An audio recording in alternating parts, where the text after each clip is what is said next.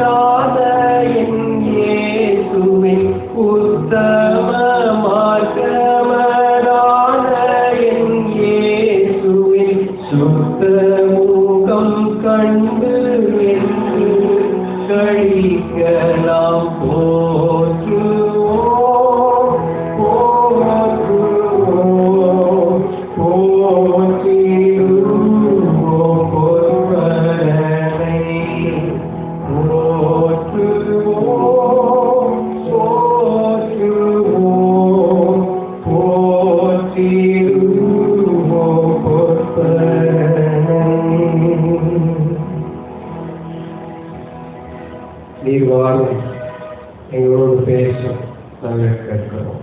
இயேசுவின் மூலம் ஜெபம் கருணை நல்ல பிதாவே. அல்லேலூயா, அல்லேலூயா, அல்லேலூயா. ஆட்கள் நிறைய பேர் இருக்கீங்க, சத்தம் பாதி சத்தம் தான் வந்து மரிப்போர் மௌனத்திலே இறங்கினவர்கள் தேவனை துதித்தார்கள். எல்லாருக்கும் ஜீவன் இருக்கா? ஜீவன் இருக்கிறவங்க கரங்களை எடுத்துக்காங்க. ஐயா எனக்கு உயிர் இருக்குன்னு சொல்றவங்க, உயிர் இருக்கிறவங்க சத்தமோட நிலையில இருக்கு.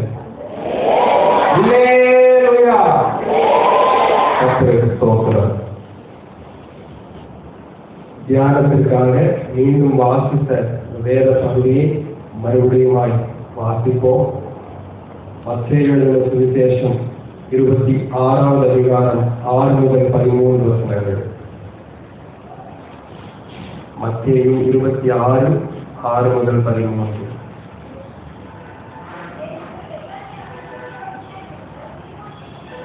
இயேசு பெத்தானியாவில் குஷ்டரோகியாயிருந்த சீமோன் வீட்டில் இருக்கையில் ஒரு ஸ்திரீ விலையேற பெற்ற பரிமள தைலமுள்ள வெள்ளைக்கல் பரணியை கொண்டு வந்து அவர் போதன பந்தியில் இருக்கும் போது அந்த தைலத்தை அவர் சிரசின் மேல் ஊற்றினாள். அவருடைய சீஷர்கள் அதை கண்டு விசனமடைந்து, இந்த வீண் செலவு என்னத்திற்கு, இந்த தைலத்தை உயர்ந்த விலைக்கு விற்று தரித்திரருக்கு கொடுக்கலாமே என்றார்கள். இயேசு அதை அறிந்து அவர்களை நோக்கி, நீங்கள் இந்த ஸ்திரீயை ஏன் தொந்தரவுபடுத்துகிறீர்கள்? என்னிடத்தில் நற்கிரியை செய்திருக்கிறாள். தரித்திரர் எப்போதும் உங்களிடத்தில் இருக்கிறார்கள், நானோ எப்போதும் உங்களிடத்தில் இருக்கிறேன். இவள் இந்த தைலத்தை என் சரீரத்தின் மேல் ஊற்றினது என்னை அடக்கம் பண்ணுவதற்கு எத்தனமான செய்தியாய் இருக்கிறது. இந்த சுவிசேஷம் உலகத்தில் எங்கெங்கே பிரசங்கிக்கப்படுமோ அங்கங்கே இவளை நினைப்பதற்காக இவள் செய்ததும் சொல்லப்படும் என்று மெய்யாகவே உங்களுக்கு சொல்லுவேன் என்றார். இந்த சம்பவத்தை குறித்து அநேக பிரசங்கங்களை நீங்கள் இதுவரைக்கும் கேட்டிருக்கலாம். எந்த நாட்கள் வரும்போதெல்லாம் இந்த மாதிரிதான் ஏதோ பேசுறாங்க அப்படின்னு. ஆனால் வேறு ஒரு கோணத்திலே இந்த சம்பவத்தை இந்த நாளிலே நாம் தியானிப்பதற்கு ஆண்டவர் நமக்கு உதவி செய்வாராக. 4 சுவிசேஷங்களிலே 3 சுவிசேஷங்களிலே இந்த சம்பவம் எழுதப்பட்டிருக்கிறது. வாசித்தது மத்தேயுவிலிருந்து. மார்க் 14ஆம் அதிகாரம் 3 முதல் 9வது வசனமும் இதே சம்பவத்தை குறித்து எழுதப்பட்டிருக்கிறது. யோவான் எழுதின சுவிசேஷம் 12ஆம் அதிகாரம் 2 முதல் 8 வசனமும் இதே சம்பவத்தை தான் சொல்லுகிறது. 3 சுவிசேஷங்களிலும் ஒரு சம்பவம் வருமானால் ஆண்டவர் நம்ம சொல்றாரு, எப்பா ரொம்ப முக்கியம், நல்லா படி, நல்லா தியானின்னு ஆண்டவர் சொல்றாரு.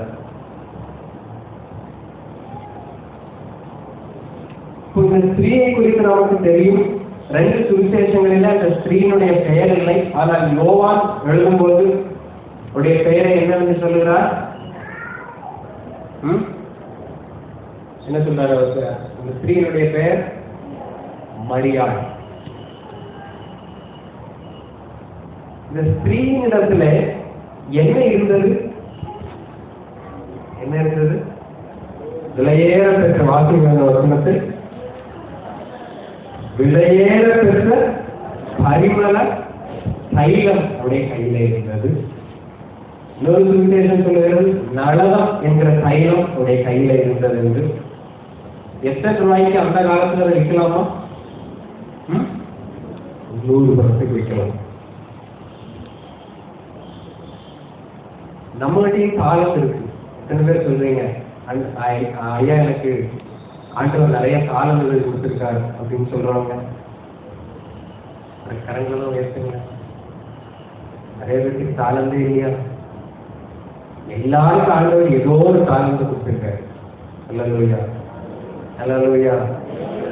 ஆமா, நீங்க பேசினாதான் பிரசங்க முடியும். நீங்க பேசினா ஆன்லைன் பிரேயர் ஆயிடும். எல்லாருக்கும் ஆண்டவர் தாளந்துகளை கொடுத்திருக்கிறார். நமக்கு இருக்கிற இந்த உடல் உறுப்புகள் எல்லாமே ஒரு தாளந்து தான். யாராவது வந்து உங்கள்கிட்ட 1 கோடி ரூபாய் தரமா, உங்க 2 கண்ணை கொடுத்துருங்கன்னா கொடுத்துருந்தீங்களா? கொடுத்துருவேன்னு சொல்றாங்களோ? நல்லவே சொல்லுங்க, உஷாராதான் இருக்குங்க. அப்ப யாரும் கொடுக்க மாட்டீங்க, அப்படிதானே? 1 கோடி ரூபாய் கொடுத்தாலும் கண்ணை தர மாட்டீங்க. அப்ப கண்ணை ஆண்டவர் நமக்கு ஒரு தாளந்தா, ஒரு தாரமா கொடுத்துருக்காரா? கொடுத்துருக்காரு. அப்ப அந்த கண்ணு ஆண்டவர் பாக்குற மாதிரி எல்லாத்தையும் பாக்குதா? அதுதான் பிரதர் முடியல. 2 கைகளை ஆண்டவர் கொடுத்திருக்காரு, கால்களை ஆண்டவர் கொடுத்திருக்காரு. யாருக்காக அவர் அதெல்லாம் பிரயோஜனப்படுத்துறோம்? ஆண்டவர் எல்லாருக்கும் ஏதோ ஒரு தாளந்தை கொடுத்திருக்கிறார். ஏதோ இங்க நின்று நான் பிரசங்கம் பண்றேன் அதனால நான் பெரிய ஆளு அப்படி இல்லை. நான் இங்க நிக்கிறதுக்கு பின்னாடி எவ்வளோ பேர் ஜெபம் பண்றாங்க. எங்க அம்மா ஜெபம் பண்றாங்க, என் ஃப்ரெண்ட்ஸு ஜெபம் பண்றாங்க, எங்களோட வேலை செய்யறவங்க ஜெபம் பண்றாங்க. அதனால வேதத்துல ஆண்டவர் சொல்லும் போது சொன்னா, ஒரு தீர்க்கதரிசியை ஈர்க்கதரிசி நீங்க பேருக்காக ஒருத்தன் ஏற்றுக்கொண்டா என்ன பலன் அடைவானா? ஈர்க்கதரிசியுடைய பலன் யாருக்கு வந்துடும்? இந்த மனிதனுக்கு வந்துவிடும். பேசுறது புரியுதா உங்களுக்கு? அல்லேலூயா. ஆண்டவர் எல்லாருக்கும் தாளந்துகளை கொடுத்திருக்கிறார். அப்ப இவருடைய கையில இவர்கிட்ட இருந்தது என்னது?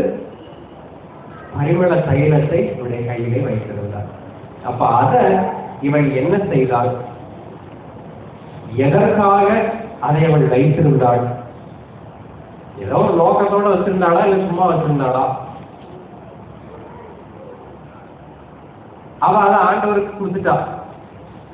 கொடுத்ததுக்கு அப்புறம் மற்றவர்கள் அவளை பார்த்து என்ன சொன்னார்கள்? எந்த நோக்கத்தோடு அதை சொன்னார்கள்?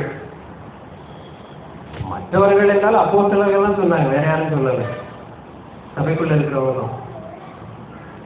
ஆனால் இயேசு என்ன சொன்னார்? இதான் இன்னைக்கு நம் தியானிக்க போகிறோம். முக்காவாசி கை உயர்ந்தது. யாருக்கெல்லாம் தாளந்து இருக்குன்னு கேட்டோன்னே நிறைய பேர் கையில் இருக்கிறீங்க. எல்லாருக்கும் ஆண்டவர் தாளந்துகளை கொடுத்திருக்கிறார்.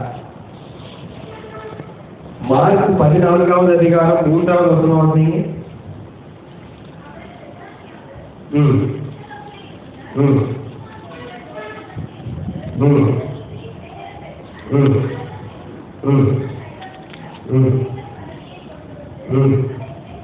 அதை உடைத்து அந்த தைலத்தை ஊற்றினார்.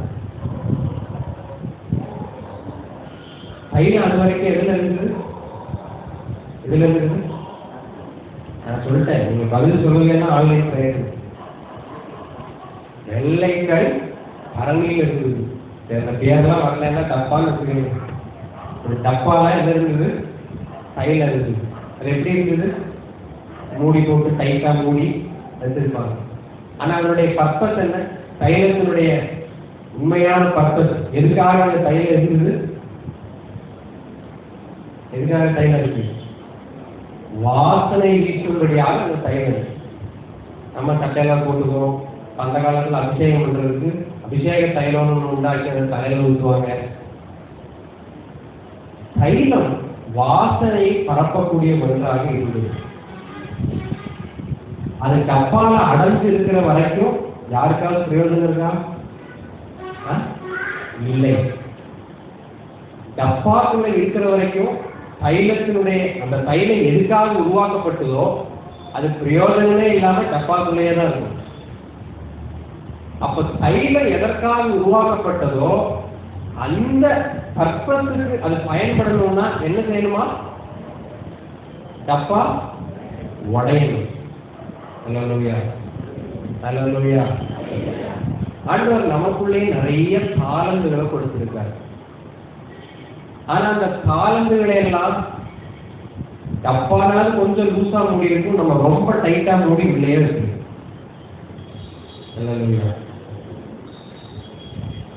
அதை உடைச்சாரா? தேவன் கொடுத்த தாளந்துகள் எதற்காக கொடுத்தாரோ அந்த தாளந்துகள் தேவனுக்காக பயன்படும். அதை உடைக்காம கடைசி வரையும் இப்படியே பைபிள் தூக்கிட்டு வந்து சேர் சேர்த்து நான் போயிடுவேன் அப்படின்னு சொன்னா கடைசி வரைக்கும் இந்த தைலம் எதற்காக உருவாக்கப்பட்டதோ பயன்படாமையே போயிடும். அல்லேலூயா, அல்லேலூயா. முதலாவது சொன்னேன், அவள் விலையேறப்பட்ட தைலத்தை வெள்ளைக்கல் பரணியிலே வைத்திருந்தாள். நான் சொன்னேன், எல்லாருக்கும் ஆண்டவர் தாளந்துகளை கொடுத்திருக்கிறார். இரண்டாவது, டப்பா உடைக்கப்பட்டாதான் தாளந்து பயன்படும். தைலம் வாசனை வீசும். அப்ப நம்ம உடைக்கப்பட்டாதான் நம்முடைய தாழ்வுகள் தேவனுக்கு பிரயோஜனம் உள்ளதாக இருக்கும். மூன்றாவது, யோவான் 12வது அதிகாரம் 7வது வசனம் வாசிங்க. இவளை விட்டு விடுங்க. The purpose for which she has kept. எதுக்காக அவள் அந்த தைலத்தை அவ்வளவு நாள் வைத்திருந்தாள்? ஆண்டவர் என்ன சொல்றார்? என்னை அடக்கம் பண்ணும் நாளுக்காக இதை வைத்திருந்தாள். வேதத்தை கூர்ந்து கவனித்தீர்களானால் புரியும், இயேசு கிறிஸ்துவுடைய சிலுவை பாடல்கள் இந்த சம்பவத்திலிருந்து தான் ஆரம்பிக்கிறது. இங்கிருந்து தான் கொஞ்சம் கொஞ்சமா அது டெவலப் ஆகி போகும். அப்பதான் ஆண்டவர் அதை உறுதிப்படுத்துறார். 2 சுவிசேஷங்களிலே வாசித்தால் தெரியும், இந்த சம்பவம் நடக்கும் போதே யார் எதிர்த்து போய் காட்டி கொடுக்க முடியும் பண்ணா யூதாஸ். அதை நான் இன்னொரு நாளில் பேசுகிறேன், ஏன் யூதாஸ் அப்படி செய்கிறான். அப்ப அந்த சிலுவை மரணத்திற்காக, இயேசு கிறிஸ்துவுடைய மரணத்திற்காக இவள் அந்த தைலத்தை அதுவரைக்கும் வைத்திருந்தாள். அவளை தீர்க்கதரிசி என்று வேதம் சொல்லவில்லை. அவளுக்கு வேற எதுவும் புது பட்டம் கொடுக்கல, ரெவரண்ட் பட்டமோ டாக்டர் பட்டமோ அவளுக்கு இல்லை. ஆனால் தீர்க்க தரிசனம் உண்மையிலேயே உடையவளாய் எதற்காக வைத்திருந்தாள்? இயேசு கிறிஸ்துவுடைய மரணத்திற்காக தைலத்தை அவள் வைத்திருந்தாள். 2வது பாயிண்ட்ல சொன்னேன், நம்ம நிறைய பேர் டப்பாவே இன்னும் உடைக்காம இருக்கும். 50 வயசு ஆயிட்டு எப்பாளுக்கு வர தெரியாதால என்ன டப்பாவே உடையல.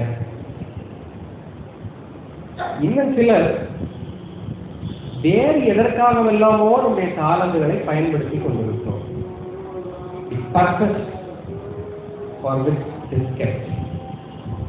இங்க வேதம் சொல்லுது, மரியாள் எதற்காக வைத்திருந்தாள் என்று? இயேசு கிறிஸ்துவுடைய மரணத்திற்காக வைத்திருந்தார். அந்த சிம்பாலிக்காக உணர்த்தும்படியாக அவள் வைத்திருந்தார். நம்முடைய தாளந்துகளை, ஆண்டவர் நமக்கு கொடுத்த வரங்களை, நமக்கு கொடுத்த பணத்தை, நமக்கு கொடுத்த தங்கத்தை, நமக்கு கொடுத்த காரை, வீட்டை, வேலையை எதற்காக வைத்திருக்கிறோம்? ஆண்டவருக்காக தான் வச்சிருக்கோமா, இல்ல வேலைக்காக? யோசித்து பாருங்கள். எல்லாவற்றையும் விளக்கமாக சொல்லுவதற்கு நேரம் இல்லை. அதனால பாயிண்டா சொல்றேன். நீங்கள் வீட்டிலே போய் தயவு செய்து தியானித்து பாருங்கள். ஆண்டவர் உங்களோடு பேசுவார். தாளந்துகள் நமக்கு கொடுக்கப்பட்டிருக்கிறது ஒரு நோக்கம் உண்டு, ஆண்டவருக்காக பயன்பட வேண்டும் என்று. அதனால நமக்கு இருக்கிறத யாருக்காக பயன்படுத்தி கொண்டிருக்கிறோம் என்பதை கொஞ்சம் சிந்திச்சு, ஏன்னா எப்பவும் நீ கூட காலையில பஸ்ல வரும்போது, ஆட்டோவில வரும்போது கூட ஒரு அண்ணன் சொன்னாரு, ஏதோ ஒரு சினிமா போஸ்ட் ஒட்டி இருக்கு, சினிமா போஸ்ட் ப்ரொடியூசர் பேரு யெகோவான்னு எழுதிருக்கு. எங்க இருக்கிறோம் நம்ம? இன்னும் ஒரு சிலர் சாட்சியம் சொல்றாங்க, ஆண்டவரை ஏற்றுக்கொண்டதுக்கு அப்புறம் ஆண்டவர் நிறைய படம் எடுத்து உதவி செய்யறார், நிறைய கால்ஷீட்டு வருது கொடுக்கிறதுக்கு ஆண்டவர் உதவி செய்யறார். சாதனைகள் எங்கே பயன்பட்டு கொண்டிருக்கிறது? யோசித்து பாருங்க. சர்ச்சில் தான் கீபோர்டு கற்றுக்கிறாங்க, ஒயர்ல தான் கீபோர்டு வாசிக்கிறாங்க. ஆனா காலேஜுக்கு போன உடனே அங்க காலேஜ் பார்ட்டியில சேர்றோம்னு ஆசை, அப்படி சேர்றாங்க, அப்புறம் நல்லா வாசிக்கிறாங்க, அப்புறம் சினிமாலையும் போய் வாசிக்க ஆரம்பிச்சிடுறாங்க. வேதனையான விஷயம் அல்லவா? ஆண்டவர் தாளந்துகளை நமக்கு எதற்காக கொடுத்திருக்கிறார் என்று யோசித்து பாருங்க. தேவையில்லாத இடத்துல நம்முடைய தாளந்தை பயன்படுத்தக்கூடாது. சரி, இப்ப இவருடைய கையிலே விலையேறப்பட்ட தைலம் இருந்தது. இவள் அதை உடைத்தாள், ஆண்டவர் மேல ஊற்றினாள். எதற்காக வைத்திருந்தாள் என்றும் ஆண்டவரே சொன்னார், ஏன் மரணத்திற்காக அவள் வைத்திருந்தாள் என்று. இதை பார்த்த அப்போஸ்தலர்களுடைய ரியாக்ஷன் எப்படி இருக்கு? சபைக்குள்ள இருக்கிறவர்கள், ஆண்டவரை அறிந்தவர்கள், மரியாதை விட இயேசுவோட அதிகமாய் இருந்தவர்கள் யாருதான்? அப்போஸ்தலர்கள். அப்படிப்பட்ட அப்போஸ்தலர்கள் 3 விதமான பிரதிக்கிரியையை செய்கிறார்கள். ஒன்று, மத்தேயு 26வது அதிகாரம் 8வது வசனம்.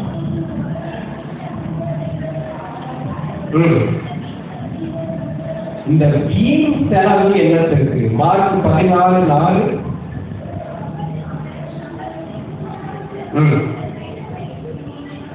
வீணாய் செலவழிப்பானே. முதல்ல சொல்றாங்க வேஸ்ட் பண்ணாத அப்படின்னு சொல்றாங்க. யார் சொல்றா? அப்போஸ்தலர்கள், டீச்சர்கள் சொல்றாங்க. ஆண்டவருக்காகத்தான் அவர் செலவழித்தார். ஆண்டவருடைய மரணத்தை நினைவு கூறும்படி, அதை முன்னாடியே தீர்க்க தரிசனமாய் காண்பிக்கும்படிதான் இந்த தைலம் செலவிடப்பட்டது. ஆண்டவர் அதன் மேல் பிரியமாயிருக்கிறார். ஆனா கூட இருக்கிறவங்க என்ன சொல்றாங்க? வேஸ்ட் பண்ணாதரா. அனைவரும் சொல்றாங்க, ஆண்டவருக்காக எதையா பண்ணா ஏன்டா போய் வேஸ்ட் பண்ற, அதுக்கு வேற ஏதாவது பண்ணணும். அவருடைய கிருபையில ஆண்டவர் எனக்கு ஒரு நல்ல வேலையை கொடுத்தார். நல்ல கல்லூரியில படித்தேன், நல்ல வேலையை ஆண்டு கொடுத்தார்.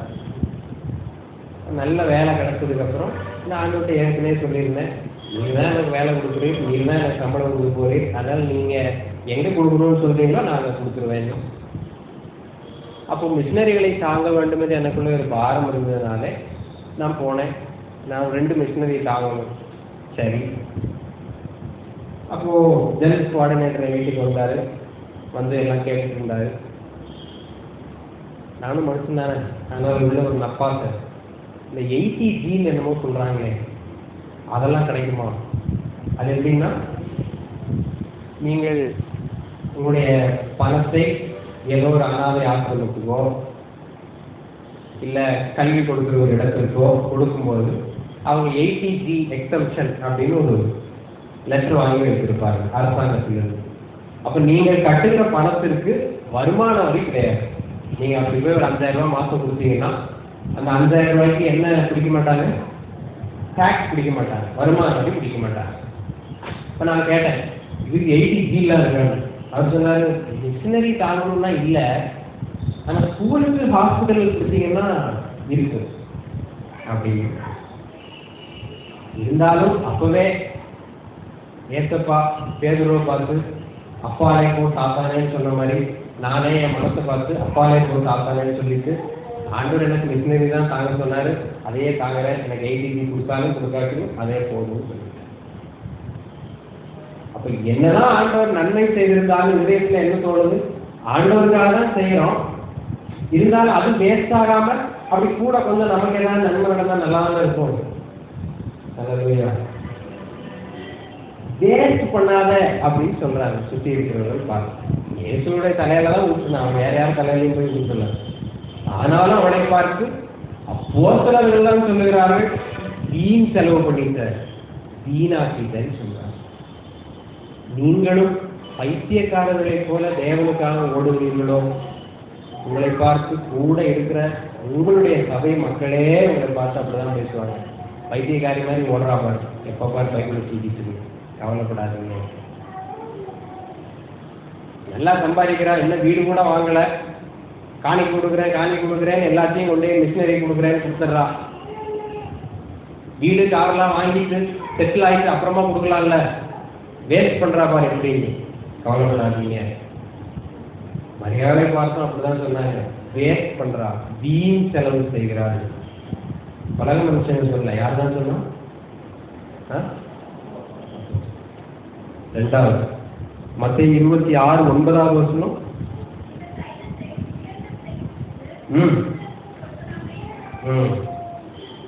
அதேதான் மார்க் 14:5 இருக்கு, யோவான் 12:5 இருக்கு. ஆல்டர்னேட்டிவ் ஐடியா கொடுக்குறாங்க. இதுக்கு பதிலா இப்படி செய்யலாமே.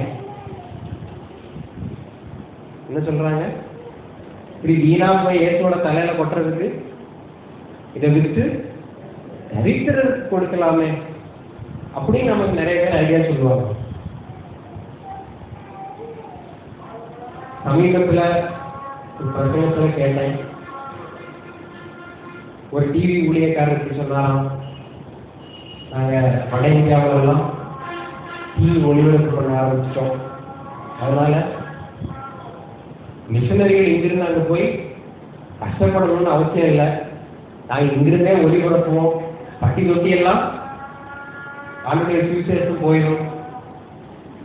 அதோட நிறுத்தாம அதனால மிஷனரி கொடுக்குற காணிக்கையெல்லாம் எங்களுக்கு கொடுத்துருங்க. சத்தம் வரமாட்டேங்குது. உண்மைதான் சொல்றேன். டிவியில பாக்குறீங்க வேற ரூட். நான் பீகாருக்கு 2 தடவை போயிருக்கிறேன், கிராமங்களை பார்த்திருக்கிறேன். அதனால சொல்றேன், நிறைய இடத்துல கரண்டே கிடையாது, லைட்டே கிடையாது. கரண்ட் இருந்தாலே டிவி பார்க்க முடியும். கரண்டே இல்லாத கிராமங்கள் ஆயிரக்கணக்கில் இருக்க டிவியிலே போல சொல்லிட்டு அவங்களுக்கு எங்க போய் சேரும்? நீங்க உட்கார்ந்து அவங்களுக்கு ஒரு நாள் ஃபுல்லா ஒரு வசனத்தை சொல்லி கொடுத்தா கூட முடிவுல பாதி வசனம் தான் சொல்லுவோம். அவனுக்கு அவ்வளவுதான் அறிவு. அவனுக்கு நீங்க கதாகதாலும் பேசுற வசனங்கள் அவனுக்கு எடுப்படாது. நீங்க அவங்க கூட போய் உட்காந்து நீங்க வாழ்ந்து காமிச்சாதான் அவன் ஆண்டவரை ஏற்று விடுவான். அல்லேலூயா. சத்தமா தான் சொல்லுங்க. அதனால வேற வழி மிஷனரிகளாம் கொடுக்காத டிவி கொடுத்துருங்க, நாங்க எல்லாத்துக்கும் டிவி போட்டு காமிச்சிக்கிறோம். இல்லை, யாருமே அதான் சொல்றாங்க. ஏற்றோட தலைவர் ஊத்துறதுக்கு நீங்க இருக்கு ஏழைகளுக்கு கொடுத்துருக்கலாம்லப்பா அப்படின்னு சொல்றாங்க. ஆனா எந்த மனசோட சொன்னாங்கிறத நான் பின்னாடி சொல்றேன். அதனால ஆண்டவர் உங்களுடைய சாதனை உங்களுக்கு கொடுத்திருக்கிறத எங்க கொடுக்கணும்னு சொல்றாரோ அங்கதான் கொடுக்கணும். எதுக்காக பயன்படுத்தணும்னு சொல்றாரோ அதுக்காக தான் பயன்படுத்தணும். அது போலவே இருக்கிற வேற ஒண்ணு பண்ணிடக்கூடாது. நல்லது மாதிரிதான் தெரியும், ஆனா அதனுடைய சுத்தமா இல்லை. பேசுவதற்கு நேரம் இல்லை. கிதியோனுடைய வாழ்க்கையை எடுத்து வாசித்து பாருங்கள். நியாயாதிபதிகள் புத்தகம் 6-8 அதிகாரம். நல்ல வாழ்ந்தான், பயந்தாங்குழியா இருந்தவன் ஆண்டவன் என்ன கொடுத்தாரு? பராக்கிரமசாலியை கொடுத்தாரு. அவனும் வந்தான், பட்டயமே இல்லாமல் யுத்தத்துக்கு போனான். ஆனா என்ன முழக்கம்? கர்த்தருடைய பட்டயம் கிதியோனின் பட்டயம்னு சொன்னான். நல்ல வெற்றி ஆண்டவர் கொடுத்தார்.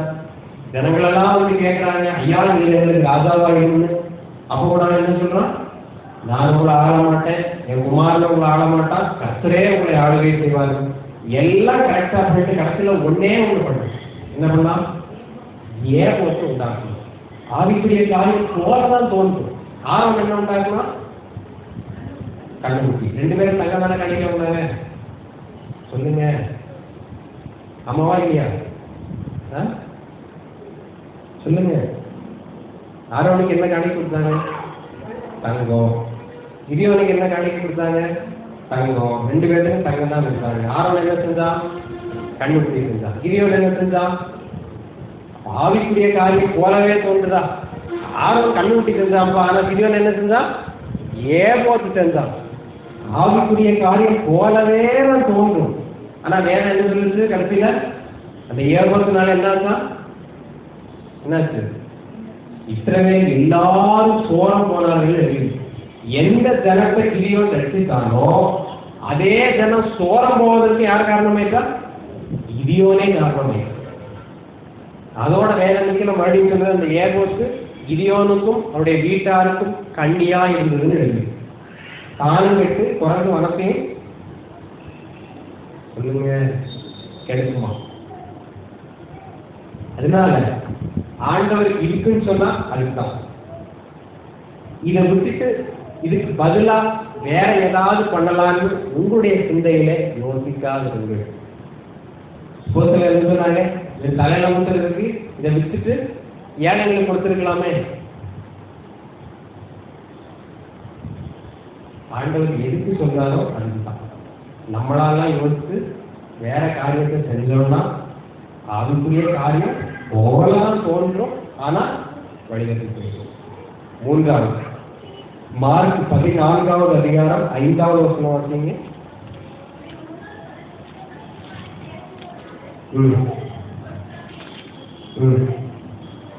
அவளை குறித்து முழுவதுத்தார்கள். ஆங்கிலத்தில் எழுதிட்டு கிண்டல் பண்ணாங்க, கிரிட்டிசைஸ், முறுமுறுத்தார்கள். முதல்ல என்ன சொல்லிட்டாங்க? ஏன் இப்படி வீணடிக்கிற? ரெண்டாவது என்ன சொல்றாங்க? ஆல்டர்னேட் ஐடியா கொடுக்குறாங்க. இது செய்யறதுக்கு பதிலா இது செஞ்சிருக்கலாமே. மூன்றாவது அவனுடைய ரியாக்ஷன் எப்படி இருக்கிறது? அவளை கிண்டல் பண்ணாங்க, அவளை பார்த்து முறுமுறுத்தார்கள். அந்த ஸ்திரீனுடைய மனநிலையை யோசிப்பாங்க. அவருடைய இதயத்திலே அவருக்கு ஒரு தரிசனம் இருந்தது. அதனால்தான் இயேசு தலையில வந்து அந்த தைலத்தை ஊற்றுகிறார். ஈஸ்வர்களே சொல்லுகிறார்கள், ஏன் வீணடிக்கிறேன்னு கேட்கிறான். ஒருத்தன் இன்னொருத்தன் கேட்கிறான், இதை செய்யறதுக்கு அதை செஞ்சிருக்கலாமே. வேற சிலருக்கு முறுமுறுத்தார்கள் அவரை பார்த்து. அதனால பின்னால வரப்போறேன். ஆனா ஆண்டவர் எப்படி ரியாக்ட் பண்ணாரு? அதனால இந்த 3 யார் சொன்னாலும் நீங்க வீணடிக்கிறீங்கன்னு சொல்லலாம். தேவனுக்காக செய்கிற காரியத்தை பார்த்து வெளியாட்கள் அல்ல, உள்ளே இருக்கிறவர்களே சொல்லலாம். இதை செய்யறதுக்காக இதை செய்வா அப்படின்னு சொல்லலாம். இல்லை, உங்களை பார்த்து முறுமுறுக்கலாம். ஆனாலும் நம்ம யாருக்கு தான் கேட்கும்? ஆணுடைய சொல்லுவாங்க. ஆனா எந்த நோக்கத்தோட இதை செஞ்சாங்கன்னு வேலை இதை சொன்னாங்க. யோவான் எழுதின சுவிசேஷம் 12:6.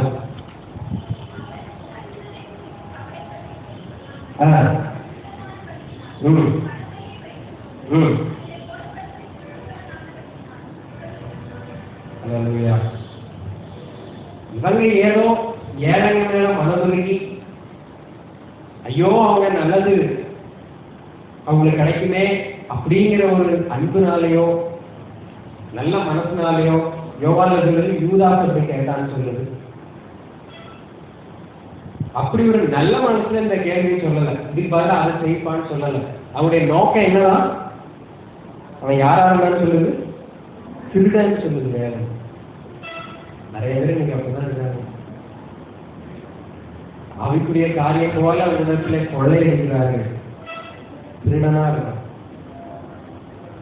தேவன் சொன்ன நோக்கத்தை நிறைவேற்றாமல் தங்களுடைய சொந்த ஆதாயத்துக்காக எடுத்துக் கொள்ளுகிற திருடர்கள் பெருகி இருக்கிறார்கள் என்ற காலத்துல ஜாக்கிரதையாக இருக்கு. அதனாலதான் உங்களுக்கு ஆலோசனை சொல்லும் போது கேர்ஃபுல்லா இருங்க. தங்களுடைய சொந்த ஆதாயத்துக்காக உங்களை கறக்கிற அநேக பால்காரர்கள் இன்றைக்கு பெருகி இருக்கிறார்கள். ஆனா ஆண்டவர் என்ன சொன்னார்? ஈஸ்வரர்கள் சொன்னாங்க, நீ வீணடிக்கிறேன்னு சொல்லிட்டாங்க, இதுக்கு மேல இதை செய்யன்னு சொல்லிட்டாங்க, உங்களை பார்த்து முறுமுறுத்தாங்க. ஈஸ்வரர்கள் தான் பண்ணாங்க. ஆனா ஆண்டவர் என்ன சொல்லுகிறார்? வாசியங்கள் மத்தேயு 26:10-12. இயேசு அதை அறிந்து அவர்களை நோக்கி, ஏன் தொந்தரவு படுத்துகிறீர்கள்? என்னிடத்தில் நற்கிரியை செய்திருக்கிறார்கள், எப்பொழுதும் உங்களிடத்தில் இருக்கிறார்கள், நானோ எப்பொழுதும் உங்களிடத்தில் இருக்கிறேன். அதே தான் மார்க் 14:6-8 வரைக்கும் அதே தான் எழுதி. அப்போஸ்தலர்கள் சொல்லுவது ஒரு புறம் இருந்தாலும் ஆண்டவர் அந்த ஸ்திரீயை எப்படி பார்த்தார்? ஆண்டவர் சொல்றார், அவன் எனக்கு நற்கிரியை செய்தார், அவன் எனக்கு நல்லது செஞ்சிருக்கான். எதை கவனிக்க வேண்டும் என்று நீங்களே முடிவு பண்ணிக்கொள்ளுங்கள். கூட இருக்கிறவர்கள் சொல்லுகிற காரியத்தை கவனிப்பது நல்லதா, இல்ல ஆண்டவர் உங்களை பார்த்து மற்றவங்களிடத்துல சொல்லணும், இவன் எனக்கான நற்கிரியை செய்திருக்கிறான், ஏன்பா அவனை தொந்தரவு பண்ற, அவன் எனக்கு நற்கிரியை செய்கிறான், ஏன்பா அந்த பிரதரை தொந்தரவு பண்றீங்க, அவன் அந்த பிரதர் எனக்கு நற்கிரியை செய்கிறான். எந்த வார்த்தை உங்களுக்கு வேண்டும் என்பதை முடிவு பண்ணிக் கொள்ளுங்கள். மனுஷனுடைய வார்த்தைகளை கேட்டு நீங்க கவனிச்சீங்கன்னா இந்த வார்த்தையை ஆண்டவர்கிட்ட கேட்க முடியாது. அந்த ஸ்திரீ உடனே அவங்க சொன்ன உடனே தைலத்தை உடனே ஊற்றி இருக்க மாட்டா. ஏன்னா ஆண்டவர் மேல அவளுக்கு அன்பு அதிகம்.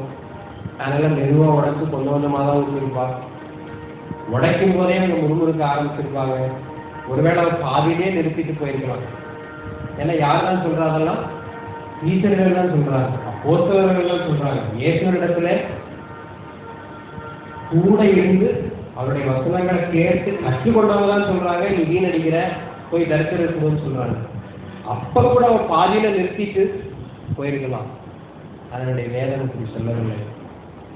இவங்க என்ன வேணாலும் சொல்லட்டும்னு முழுவதுமாக அதை ஊற்றினார். இயேசுடைய பாதத்தை தலைமயினாலே வருடினால் என்று சொல்லுங்கள். அதனாலதான் ஆண்டவர் என்ன சொன்னார், அவளை ஏன் தொந்தரவுபடுத்துகிறீர்கள், அவள் எனக்கு நன்றி என்றார். மனுஷர்கள் பேசுவதை கேட்டு நீங்க தேவன் சொன்னதை செய்யறதை விட்டுட்டீங்கன்னா தேவனிடத்திலிருந்து வருகிற இந்த வார்த்தை உங்களால் கேட்க முடியாமலே போகும். தொடர்ந்து ஆண்டவர் சொன்னதை செய்து கொண்டே இருக்கும். உங்களுக்கு சமாதானம் இருந்ததால், உங்களுடைய இருதயத்தில் ஆண்டவர் உங்களுக்கு சொல்லியிருந்தார் என்கிற உறுதி உங்களுக்கு இருந்ததானா, யார் சொன்னாலும் கவலைப்படாம அந்த காரியத்தை செய்யுங்கள். யார் முறுமுறுத்தாலும் பரவாயில்லை, ஆண்டவர் சொல்வார், நீங்கள் எனக்கு நற்கிரியை செய்வீர்கள். கடைசியாக 13வது வசனம், மத்தேயு 26. எங்கெங்கே பிரசங்கிக்கப்படுமோ அங்கங்கே இவளை நினைப்பதற்காக இவள் செய்தது சொல்லப்படும் என்று மெய்யாகவே உங்களுக்கு சொல்லுகிறேன். என்ன ஒரு பாக்கியம்! அதனாலதான் இன்னைக்கு இவளை பற்றி, இந்த ஸ்திரீயை பற்றி, மரியாதை பற்றி இன்றைக்கு நாம் தியானித்துக் கொண்டிருக்கிறோம். அந்த காரியத்தை யார் சொன்னாலும் பரவாயில்லை, யார் என்ன சொன்னாலும் பரவாயில்லை என்று மரியாதை செய்ததுனால இன்றைக்கு ஆண்டவர் சொன்னபடி எங்கெங்கெல்லாம் இந்த சுவிசேஷம் பிரசங்கிக்கப்படுமோ அங்கெல்லாம் இவள் செய்ததும் நினைக்கப்படும் என்று ஆண்டவர் சொன்னார். ஆண்டவர் சீக்கிரமாய் வருகிறார். இயேசு சீக்கிரமாய் வருகிறார். விசுவாசிக்கிறவர்கள் கரங்களை வைத்து வரவே சொன்னார். உலகம் ஆண்டவர் பாய்ச்சோடு தான் வருவார். அல்லேலூயா! ஆண்டவர் சீக்கிரம் வரப்போகிறார். சிலுவையிலே ஒரு பெரிய வெற்றியை எடுக்கும்படியால் சிலுவையை நோக்கி போன இந்த இயேசு கிறிஸ்துவுக்கு முன்னோடியால் அந்த வெற்றியை முன்னே சொல்லும்படியால் நம் மரியாள் தைல குப்பியை எடுத்து உடைத்து ஆண்டவர் மீது ஊற்றினார். இந்த உலகத்துக்கு சொன்னார், இயேசு சிலுவையிலே மறித்து ஜெயம் எடுக்க போகிறார். ஆங்கிலத்தில் குட் ஃப்ரைடே, தமிழ்ல கேலண்டர்ல பார்த்தா என்ன எழுதிருக்கும், துக்க வெள்ளி எழுதியிருக்கும். சில கேலண்டர்ல குட்டுன்னா துக்கமா, தமிழ்ல குட் ஃப்ரைடே, நல்ல வெள்ளி, ஆண்டவர் ஜெயம் எடுத்த நாள். அல்லேலூயா, அல்லேலூயா, அல்லேலூயா. ஒரு பெரிய ஜெயத்தை காட்டும்படியால் இவள் அதற்காகவே வைத்திருந்த இந்த தைல குப்பியை எடுத்து வளர்த்துன்னு சொன்னார். ஆண்டவர் மறிக்க போகிறார், சாத்தானை ஜெயிக்க போகிறார். இயேசு கிறிஸ்து சீக்கிரம் வரப்போகிறார். 2000 வருஷத்துக்கு முன்னாடி பைபிள் என்ன எழுதியிருக்கு? யாக்கோபுல நியாயாதிபதி எங்க இருக்கிறாரா? எங்க இருக்கிறாரு சொல்லுங்களேன். நியாயாதிபதி வாசலில் இருக்கிறார். 2000 வருஷத்துக்கு முன்னாடி வாசல் இருந்தா இப்ப எங்க வந்திருக்காரு? ஒரு அடினாலும் முன்னாடி வச்சிருப்பாருல்ல, வச்சிருப்பாரா இல்லையா? சொல்லுங்க. அல்லேலூயா. ஆண்டுடைய வருகை மிகவும் சமீபமாக இருக்குது. நிறைய பேர் சொல்றீங்க, இதான் 2000 வருஷமா சொல்லிட்டு இருக்காங்க, நீங்க அதே சொல்லாதீங்க. அப்படி அல்ல. 2000 வருஷத்துக்கு முன்னாடியே ஆண்டவர் சீக்கிரம் வராதுன்னு எழுதியிருந்தா 2000 வருஷத்துக்கு பின்னாடி இருக்கிற நம்ம இன்னும் ஜாக்கிரதையா இருக்கணும். ஏன்னா நம்ம இன்னும் ஆண்டோடைய வருகைக்கு நெருங்கி வந்திருக்கிறோம். இப்ப ஆண்டவர் சீக்கிரம் வரப்போறான்னு காமிக்கிறதுக்கு நம்ம உலகத்துல என்ன பண்ண போறோம்? ஆண்டவர் சொன்னார், இந்த சுவிசேஷம் எங்கெல்லாம் பிரசங்கிக்கப்படுமோ அங்கெல்லாம் இவள் செய்த கிரியையும் பிரசங்கிக்கப்படுவோம்னு ஆண்டவர் சொன்னார். மறுபடியும் 2ஆம் ஜெயம் எடுக்கும்படி ஆண்டவர் வரப்போகிறார். வேற சொல்லிட்டு முடிவு பரியந்த நிலையில் இருக்கிறவனே ரட்சிக்கப்படுவார். முதல் ரட்சிப்பு சிலுவையாக உண்டானது. அந்த ரட்சிப்பு பூரணப்படும்படி ஆண்டவர் வரப்போகிறார். ஆண்டவர் நமக்கு ஒரு வாய்ப்பு கொடுத்து இந்த நாளில் நம்ம உயிரோட இந்த ஜெனரேஷன்ல இந்த இடத்துல வச்சிருக்காரு. நம்ம என்ன செய்ய போறோம்? ஆண்டவருக்காக மரியாதை போல அவருடைய வருகையை காண்பிக்கும்படி என்ன செய்து கொண்டிருக்கிறோம், என்ன செய்ய போகிறோம்? கண்களை மூடுவோம். அவருடைய மரணத்தை காண்பிக்கும்படி இந்த மரண நாளுக்கென்றே அவள் அளித்திருந்த விலையேறப்பட்ட தைலத்தை உடைத்து எல்லாரும் பார்க்கும்படியாக பப்ளிக்ல ஒருவேளை தேவாலயத்துல பிரசங்கம் பண்ணி கொண்டிருக்கும் போது அங்கே கொண்டு போய் மரியாதை அவருடைய தலையில ஊற்றவில்லை. மாறாக அவருடைய வீட்டிலே ஒரு சின்ன கூட்டத்தின் மத்தியிலே ஏற்று உட்கார்ந்து இருக்கும்போது அங்கே போய் அதை உடைத்து ஊற்றுகிறார். நாம் பெரிய காரியத்தை செஞ்சுட்டேன், எல்லாரும் இந்த புகழணுங்கிற நோக்கத்தோடு மரியாதை செய்யவில்லை. எதற்காக அவள் அதை வைத்திருந்தாலோ இந்த நோக்கம் நிறைவேறும்படி அதை செய்தாள். இந்த குப்பியை உடைத்தாள். அவருடைய மரணத்திற்கென்றே அதை வைத்திருந்தார். நமக்கும் ஆண்டவர் தாளங்களை கொடுத்திருக்கிறார். நமக்கு ஆண்டவர் செல்வத்தை கொடுத்திருக்கிறார், வேலையை கொடுத்திருக்கிறார், நல்ல சுகத்தை கொடுத்திருக்கிறார், நேரத்தை கொடுத்திருக்கிறார். நாம் ஆண்டவருக்காக அதை செலவிட போகிறோமா? தைலத்தை டப்பாவுக்குள்ளே வைத்திருக்கிறத போல நமக்குள்ளேயே காலங்களை வைத்துக் கொண்டு மறிக்க போகிறோமா?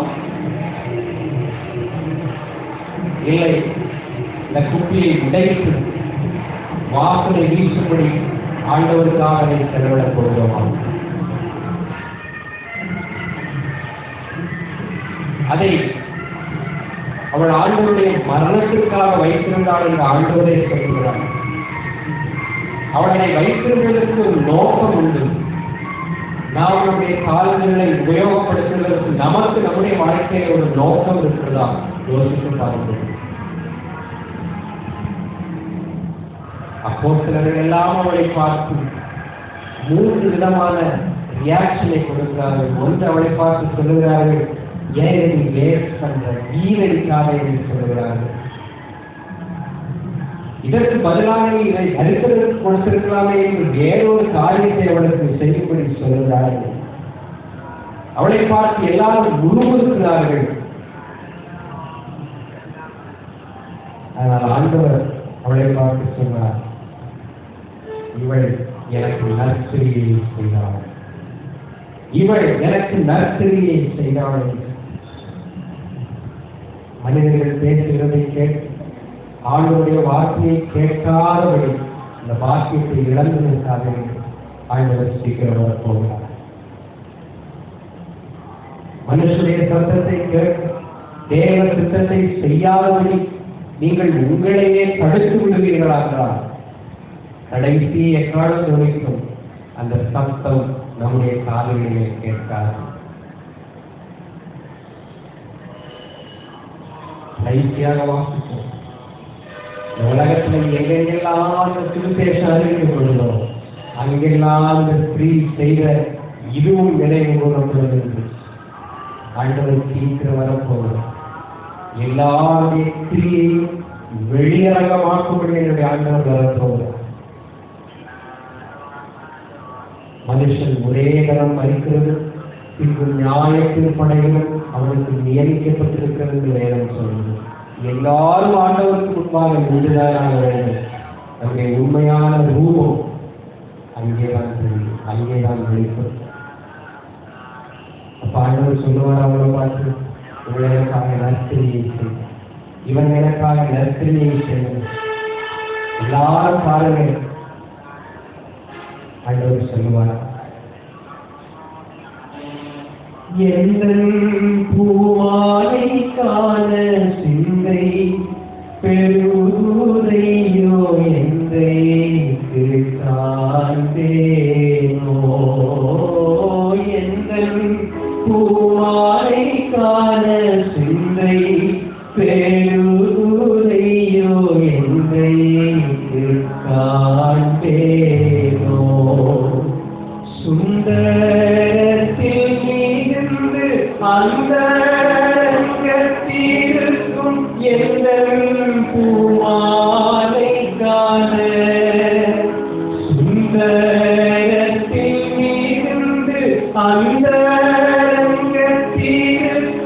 எந்தன் பூமாலைக்கான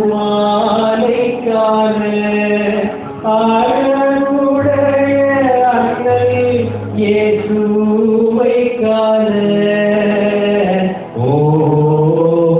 எந்தன் பூமாலைக்கான சிந்தை பெருரையோ என்றைக்கு காண்பேனோ எந்தன் பூமாலைக்கான சிந்தை பெருரையோ என்றைக்கு காண்பேனோ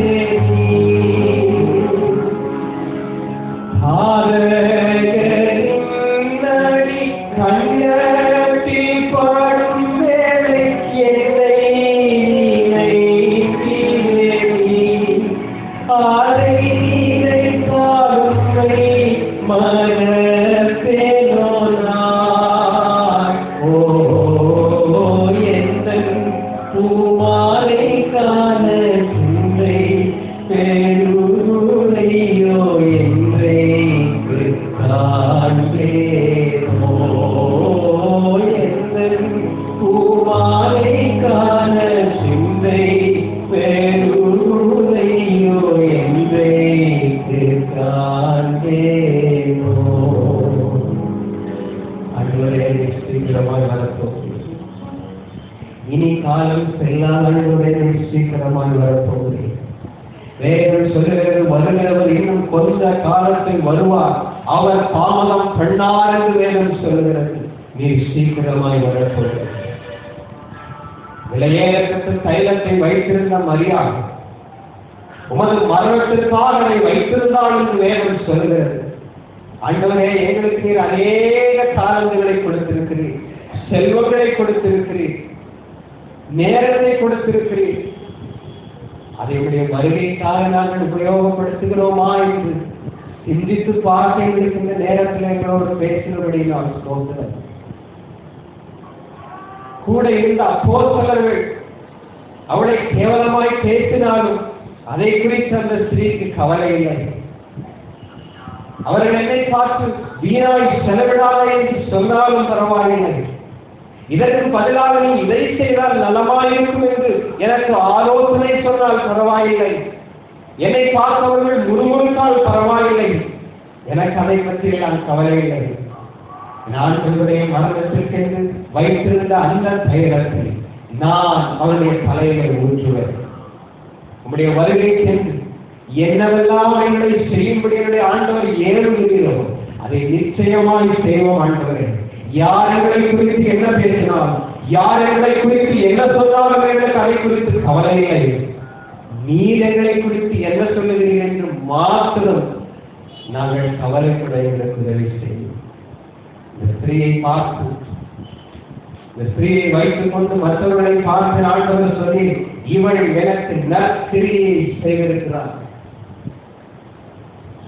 எங்களை பார்த்து நீர் அப்படி சொல்ல வேண்டும் என்று நாங்கள் வாஞ்சித்து உமக்காய் ஓட எங்களுக்கு உதவி செய்யும்.